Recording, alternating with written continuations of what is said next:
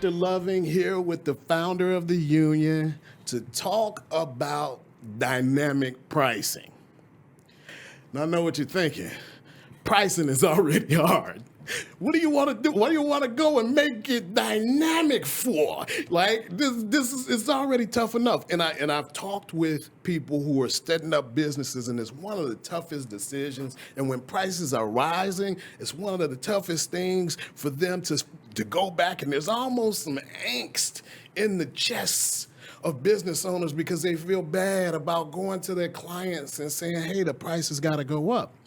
But if your clients love being in business with you, they've got to recognize that for the business to do well, the prices have to respond to the costs so that you can be successful, so that you can continue to be in business, so that they can continue to shop from you and get what it is that they love, right? So, Tommy, if you could tell me what it is that the Union technology is doing when it comes to dynamic pricing, I think that would help a lot of us out here. Well, yeah, pricing is definitely one of the hardest things for everybody, right? So you get a manufactured suggested price. That doesn't mean it's the best price for you. It just means what they suggest, right? So then you have to figure out what it is. So our system was built so that you would actually say, what are you selling it for in the store as a fixed price? And then we create dynamic pricing based upon the demand of your loyal customers or the time of day. And we're able to protect that margin by, at certain times of the day, making it worth more based upon the demand going up and lowering the price to create more and more loyal customers. So it's creating this, basically, the way we look at it is a way to protect the owner to be able to protect that margin. So the cost that we save them in the banking fees, we're able to pass on to the customer on times in which we need to lower the price. And on times where the demand is high, we're able to go up. The quickest example of that is a haircut at noon. Yeah. Right? Like you got a sign that says $19.99 for a haircut, and that means all haircuts aren't equal, right? So the one that everybody wants at noon is more expensive than the one that's at 8 a.m. And it should be, right? I think that's the funny thing. You look at any sort of business out there, especially the ones that are established, it's sort of in there, right? If I want to buy an airplane ticket at the last minute, it's not going to be the same cost as an airplane ticket I buy 3 weeks earlier. Right? And it's not doesn't represent the same cost even to the business of the airline because now they got to scramble to accommodate my thickly built body at the absolute last minute, right? And so I think for business owners in general, you should at least respect yourself as much as airlines and other big businesses and car lift places and all the rest of these things respect themselves.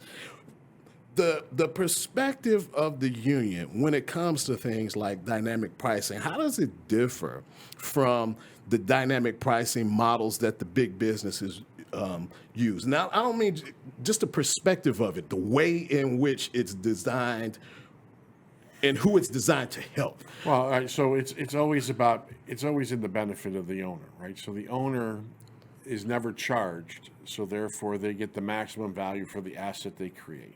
Right, the market dictates this. So what the internet did is it actually made businesses invisible, and it made owners have to react to all kinds of competition. What this allowed you to do is suggest that here's the value of what I've created, and I'll retain that value because you're only selling it to the people who actually know the value that you've created. Right, you get disintermediated when you start trying to sell your value to people who don't know you. Right. And this is hence the problem with e-commerce, right? Yeah. What union commerce is, or trusted commerce, is the ability to retain that value with the folks that know who you are, which then allows you that just the normal market conditions, meaning where your location is, how many people you're servicing, how good are you at doing a haircut, or how bad are you at mowing my lawn, right? Those are what drive the value of the service versus competition coming to you from Iowa or China. Or wherever, right? So it's really a very simple traditional way of looking at business, to be honest.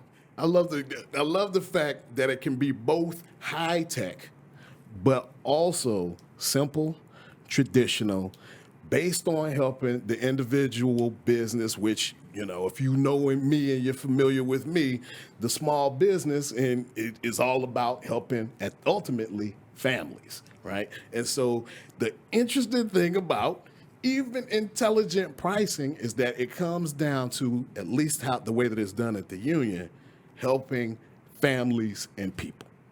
Right? That's who helps your small business. There you have it, folks. It's all about helping people. All right. Thank you for listening to us talk about dynamic pricing and how it's handled at the union. We appreciate it, and we look forward to talking with you about new and exciting topics going forward.